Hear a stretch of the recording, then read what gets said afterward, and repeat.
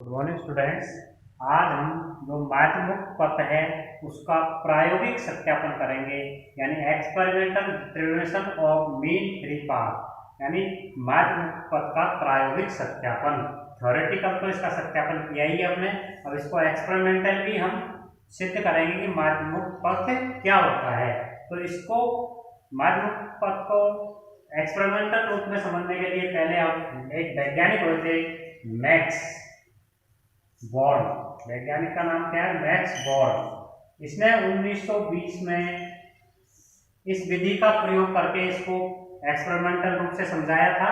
तो ये max born scientist है, उसका ये उपकरण है, उसका एपरेटस को दिखाया गया है। इसमें क्या होता है कि क्वार्टर नली टी होती है, एक कांच की क्वार्टर नली टी होती है, टी आकार की रहती है, जिसमें स्लिट एस के द्वारा, यहाँ पर स्लिट एस है, स्लिट एस के द्वारा चांदी को गर्म किया जाता है। चांदी को गर्म करके इसको विभिन्न प्रकार के जो क्रॉस डिस्क है, क्रॉस डिस्क बोलेंगे इनको, ये क्या होती है? क्रॉस डिस्क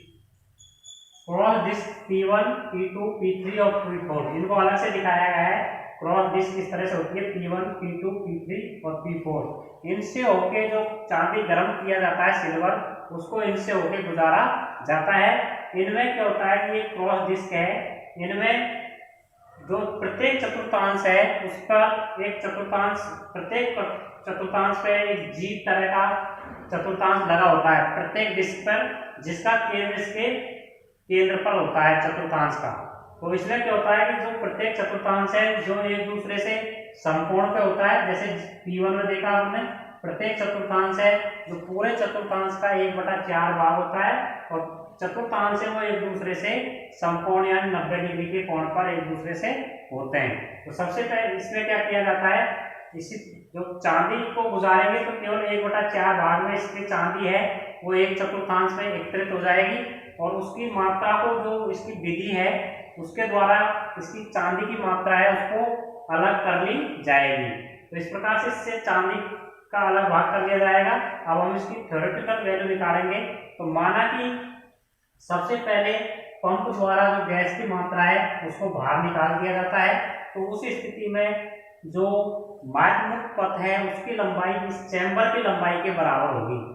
प्रारंभिक यानी एलिमेंट्री स्थिति में क्या होगा, जब पंप द्वारा गैस को बाहर निकाल दिया जाता है तो मीन फ्री पाथ है यानी माध्यमुक्त पथ है, उसकी लंबाई है जो इसके चैम्बर की लंबाई के बराबर होगी। लेकिन जब दाब द्वारा गैस को इसको भरेंगे, इसमें दोबारा गैस को भरेंगे, तो हम इसकी गणना करेंगे, जो चांदी की जो माध्यमुक्त पथ है उसकी गणना करेंगे इस एक्सपेरिमेंट के द्वारा।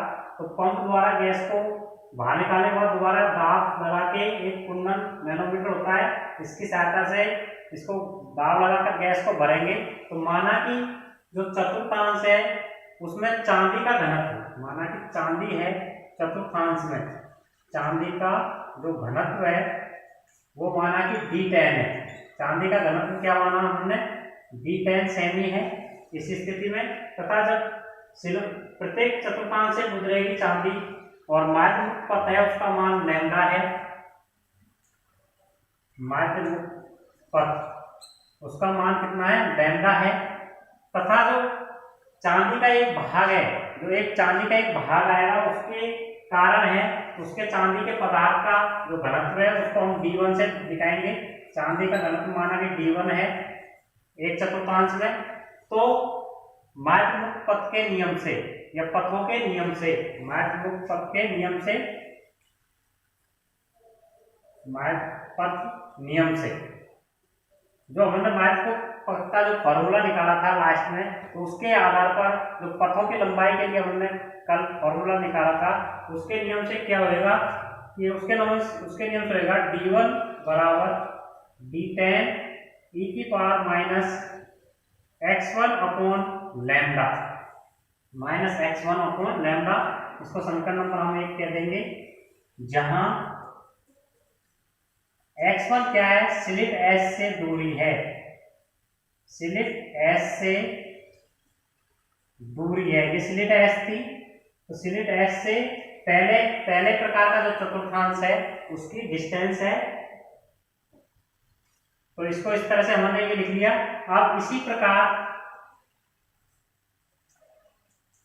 प्रकार दूसरे चतुर्थांश के लिए, दूसरे प्रकार का जो P2 है, ये तो P1 के लिए हो गया, दूसरा चतुर्थांश है P2। इसी प्रकार दूसरे चतुर्थांश के लिए, इसी प्रकार दूसरे चतुर्थांश के लिए, दूसरे चतुर्थांश के लिए क्या होगा, D2 बराबर D10 D20 2 था तो यह 10 था, ऐसे D2 बराबर D20 e की पावर माइनस x2 बटे लैम्डा। इसको समीकरण नंबर हम 2 कह देंगे। यानी यहाँ पर भी जो x2 है वो स्लिट x से इसकी दूरी है, जैसे P2 वाले की दूरी थी, पहले P1 वाले की डिस्टेंस थी, तो ये स्लिट x से दूरी है। अब समीकरण 1 में समीकरण 2 का भाग देने पर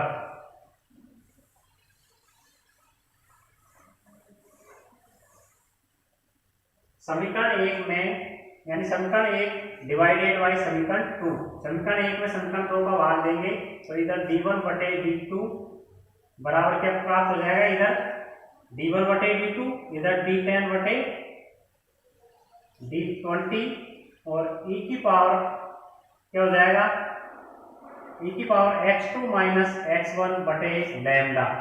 तो इस समीकरण से हम लैम्डा से डिनोट किया, माध्य मुक्त पथ है, और लैम्डा बराबर यानी माध्य मुक्त पथ बराबर, माध्य मुक्त पथ लैम्डा बराबर क्या प्राप्त होएगा, x2 माइनस x1,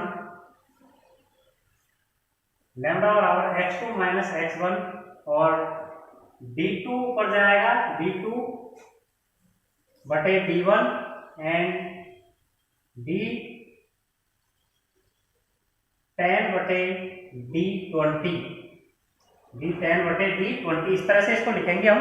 तो ये लिखने पर हमको प्राप्त हो जाएगा ये, और लॉग के रूप में रहेगा, ये किसके रूप में रहेगा, लॉग के रूप में रहेगा। तो इसको लॉग के रूप में लिखेंगे, ये लॉग रहेगा यहाँ IN या लॉग कह सकते हैं। तो ये हमारे माध्य मुक्त पथ फॉर्मूला प्राप्त हो गया, लैम्डा बराबर x2 minus x1 log D2 बटे D1, इसको ब्रैकेट में लिख सकते हैं, और D10 अपॉन D20। तो यही जो माध्य मुक्त पथ है उसका प्रायोगिक तौर पर जो फॉर्मूला है एक्सपेरिमेंटल, तो इस माध्य मुक्त पथ को इस फॉर्मूले से निकाल सकते हैं। इस फॉर्मूले से क्या प्राप्त होता है कि जैसे पारे का दाब होता है, जैसे 5.8 इंटू 10 की पावर माइनस 3 mm, इस पर माध्य मुक्त पथ है और लैम्डा है, इसकी वैल्यू कितनी आती है, 1.7 सेमी आती है। इस पर इसकी वैल्यू कितनी आती है, 1.7 सेमी आती है। इसी प्रकार अगर हम पारे का जो घनत्व है, पारे की वाष्प में घनत्व है, इसको अगर चेंज करके कितनी कर देते हैं, जैसे 4.5 कर दें इंटू 10 की पावर माइनस 3 mm कर दें, तो इस स्थिति में जो माध्य मुक्त पथ है लैम्डा, इसकी वैल्यू कितनी आती है, 2.4 सेमी आएगी। इसकी माध्य मुक्त पथ की लंबाई 2.4 सेमी आएगी। तो इस आधार पर हम कह सकते हैं कि P लैम्डा बराबर नियत क्या होता है, P लैम्डा बराबर नियतांक होता है। तो इस प्रकार हमने आज जो माध्य मुक्त पथ होता है उसका एक्सपेरिमेंटल अध्ययन किया बाय मैक्स बोर्न के एक्सपेरिमेंट के द्वारा। तो आज हमारा टॉपिक यही था। Thank you.